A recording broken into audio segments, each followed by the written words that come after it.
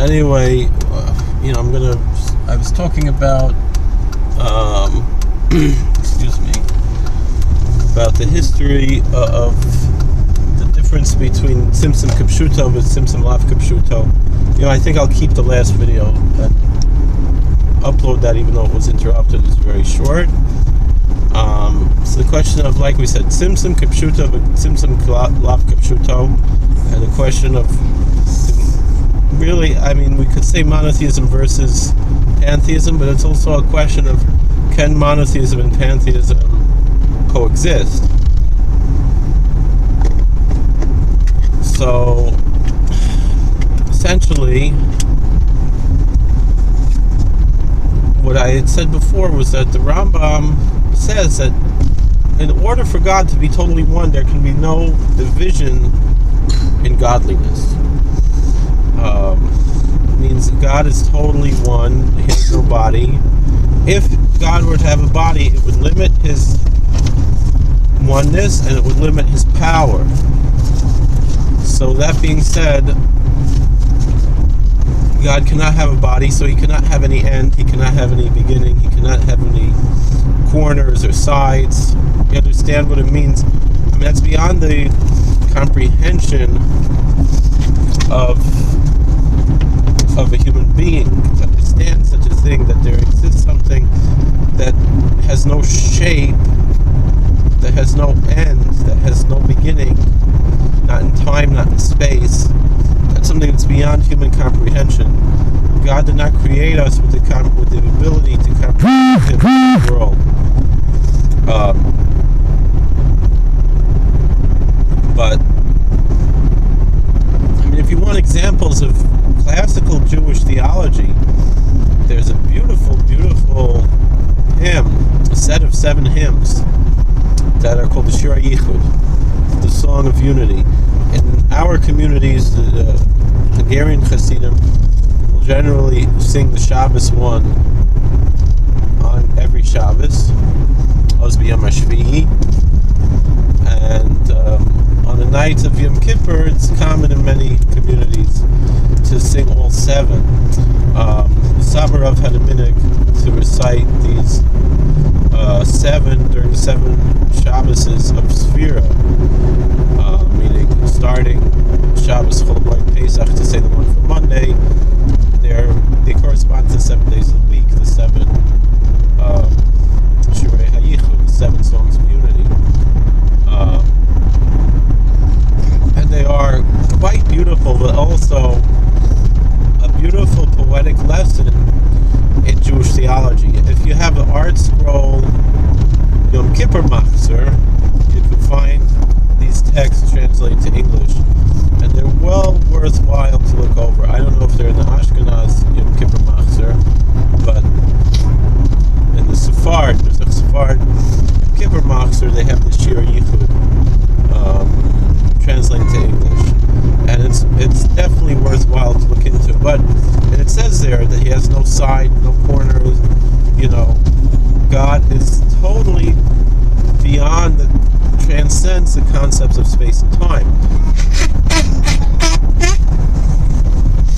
However, he created these concepts of space and time, and so we exist within that realm. The Cholol, the empty place where Tzimtzum withdrew from, where there was room for the world to exist. But then again, we're asking the question, is Tzimtzum Kipshuto, meaning is God totally absent in the world? That's obviously not so. Nobody says that God is totally absent from the world. The question only is God's existence in the world limited or unlimited? And the idea of Tzimtzum Lav Kipshuto would tell us that God's presence in the world is unlimited, but well beyond the existence, that we have. And the idea of Tzimtzum Kipshuto would tell us that there are certain places where somehow God is not present, places of total tumah, of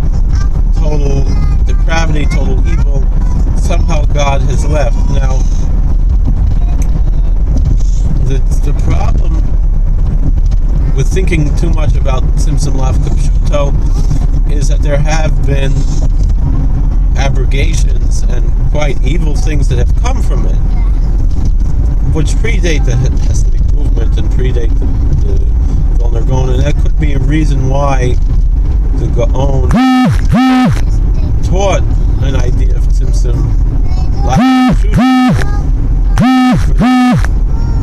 Precise reason is that we saw historically, for example, the movements of the Sabbateans and the Frankists really perverted, in a sense, this idea of Tzimtzum Lav Kapshuto, because they're basically saying that since God is present in evil, then evil is holy, which is not true. We believe very strongly that there's a hamavdil ben kodesh lachol. God separates between that which is holy and that which is secular, and also that which is evil. I mean, there is an idea of evil that, meaning there's three different levels, essentially, in a simple sense, of holy, secular, and evil, which are three different things. And the secular has a potential to be either holy or evil, and it depends how we bring it. Evil has no potential of holiness except through repentance, meaning through repenting, evil can be forgiven and transformed maybe as a catalyst for good. But evil itself has no aliyah. That's, it's not lifted up. What they call the shlosha klipas atameos. There's the klipas noga, the intermediate, which is secular, which is neither holy or unholy. And it could go either way. And it's our job to make klipas noga into something holy. But then there's the shalosh klipas atameos she'ein lahem aliyah la'olam. There's the three impure shells that cannot be lifted up. These are basic ideas we find in the Tanya and Nefesh Chaim and all kinds of Sifrei Kabbalah. So the mistake that the Sabbateans and the Frankists made is that they tried to bring an aliyah to the shalosh klipas atameos. Why did they do that? There's all kinds of theories and all kinds of interesting, what some people call conspiracy theories, surrounding these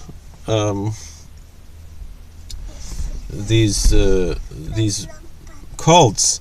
But the simple reason, of course, is that's part of evil in the world, and that's how they're not the only ones spreading evil in the world, but they're behind a lot of the evil that exists in the world, and it's a very horrible thing. And that's why Rav Yaakov Emden sought to make unity with the Christian community, because he saw Christianity as a force for good in the world, and so much of the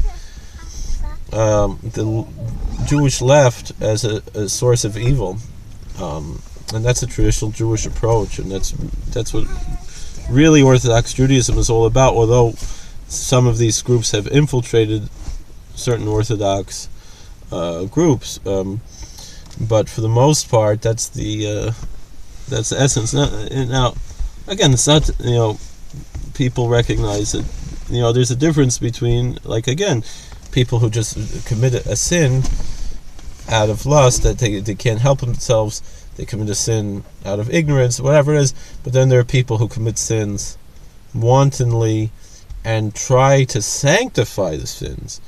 That is a much worse thing, because ein lahem aliyah la'olam, meaning if someone admits something they're doing, let's say, it's a difference. Like, this is something I've said with many other things, but it's like this: if someone says, he knows pork is not kosher, he knows bacon's not kosher, whatever it is, but he can't help himself.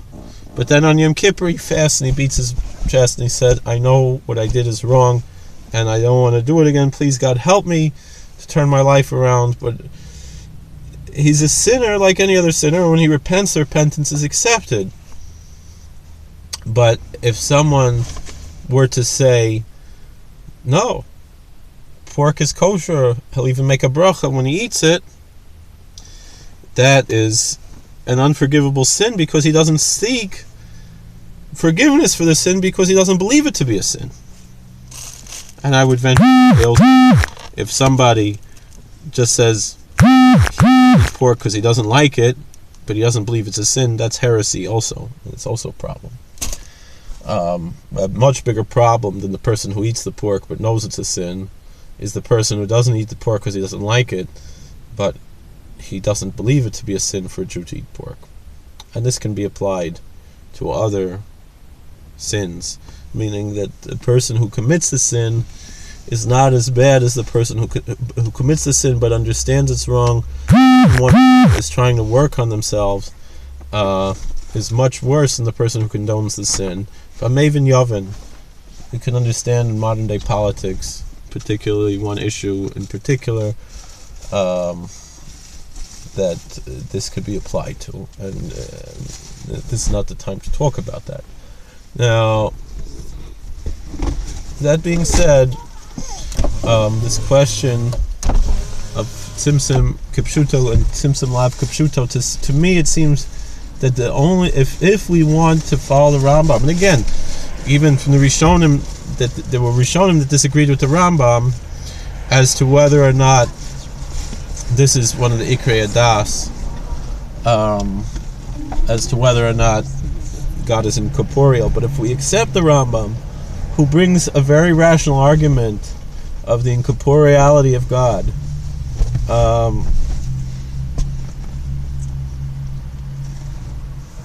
essentially,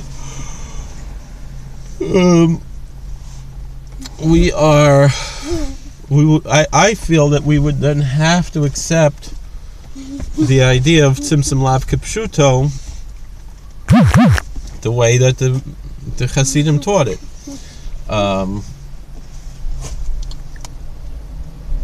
So that's the question of this doctrine of Tzimtzum Kipshuto, Tzimtzum Lav Kipshuto.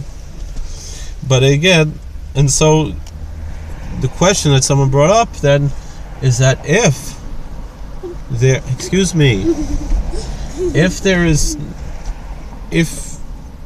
we accept what he calls a pantheistic approach, then how is there such a sin as idolatry?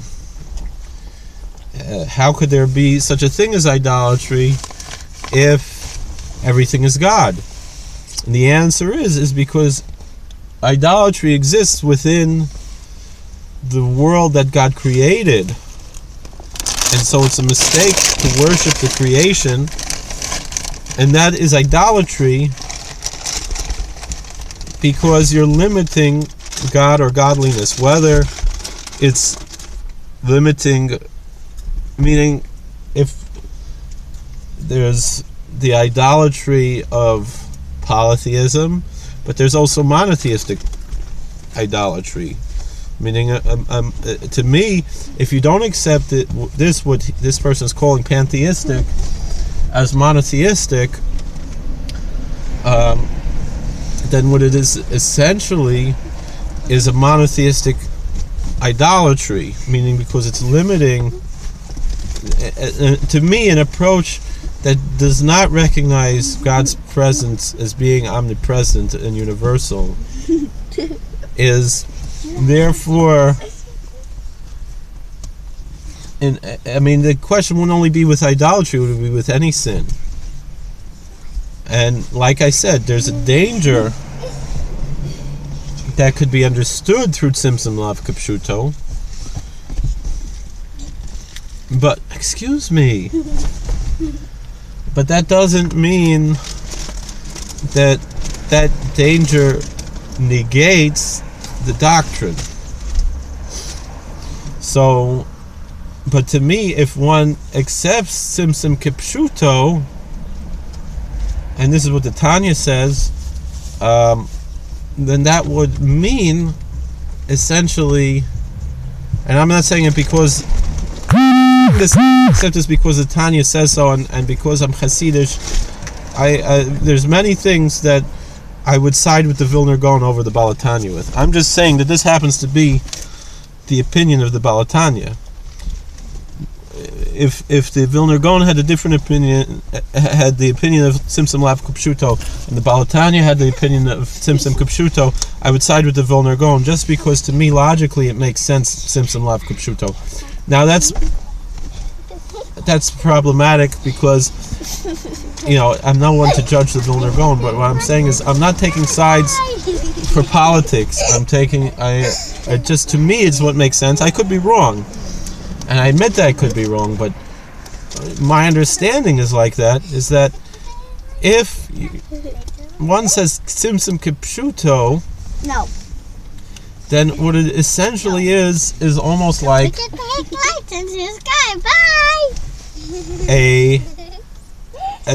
an idolatrous monotheism. Like we discussed, like we said about the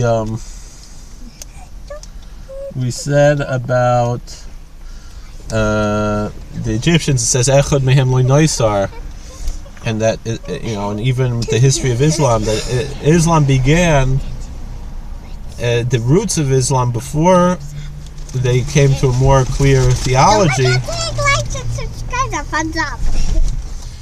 was the ancient Arabs had a pantheon of many gods. And then they picked one that they would worship to the exclusion of the others, but their understanding of that God would be an idea that is not an omnipresent approach. It's just that this one won the battle among all the others, and that there's only the one. And that's how, like, the ancient Egyptian monotheism was too. That it was an idolatrous monotheism.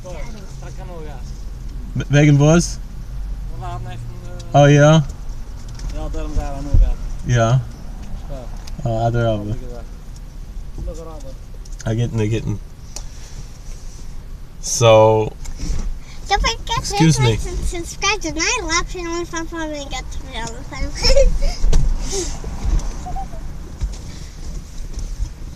So the idea of Tzimtzum Lav Kipshuto, therefore, means that God is omnipresent, meaning you could have an idea of a monotheism that's idolatrous, to say that there's just one God, but he's not different. And watch this video, don't forget to go on the big slide. That he's not different from these other gods, which is wrong. That's still idolatry. But if someone makes it to say, no, there's no, meaning there's nothing else but God, then it eliminates the idolatrous aspect. Now, there can still be avodah zarah, which is different than idolatry. The word that this person in the Twitter comments used was avodah zarah. Avodah zarah can exist, halachically speaking, even with proper knowledge, because the avodah zarah is in the theology and the Buddha, meaning that there's a zarus. Excuse me. There's an inyan of zarus with the avodah. It could, meaning it's not avodah lizarim, but avodah zarah, meaning the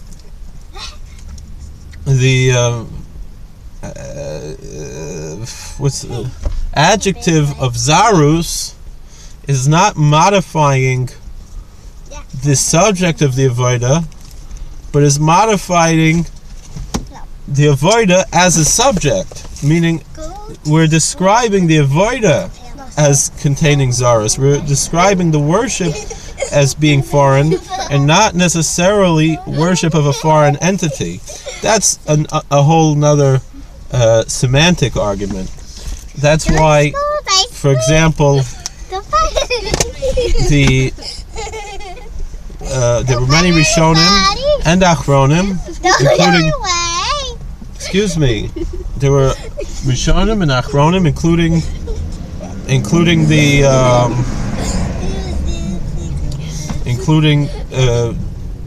from the Achronim, the Sanzaruv, Satmarov held like the Sanzaruv that Islam is avodah zara, not because of their theology, because the Rambam says plainly, "Livam l'shamayim," but that there is zarus in their avodah, meaning the method of avodah has zarus. We could even understand essentially the Rambam like that, and I've heard Talmidei Chachamim describe the Rambam like that. Excuse me! Describe the Rambam, learn the Rambam like that. Meaning when the Rambam says that there's no din of Yain Nesach by Muslims, it's not because of their theology, but rather their mode of worship, because they're not Menaschim.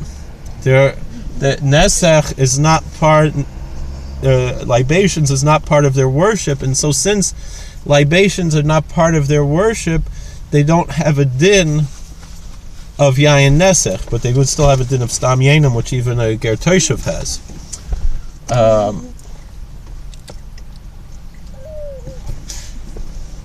Not everyone learns the Rambam that way, but I'm just showing that even the Rambam could be learned that way.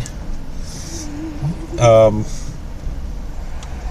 heard that from a very chashuv Talmid Chacham who understood it like that. Which then would indicate that it would be also, a lot of people are noig heter to enter into a mosque and even to daven in a mosque, and it would seem, according to that there would be no heter for that. Of course, there are chalukei deos, and you have to follow your own posek. I'm just pointing out that there are chalukei deos in that issue. So there's a lot more to discuss, but we're being interrupted. Thank you. So I don't think right now is the time to continue this discussion. All right. Thank you for watching. God bless you. Like, share, and subscribe. And I think there's a little snail here who wants to share something with us. Now would be the time. You want to do it? There's a turtle. Well, let's see what the turtle has to say. All right. Thank you, and God bless. We will.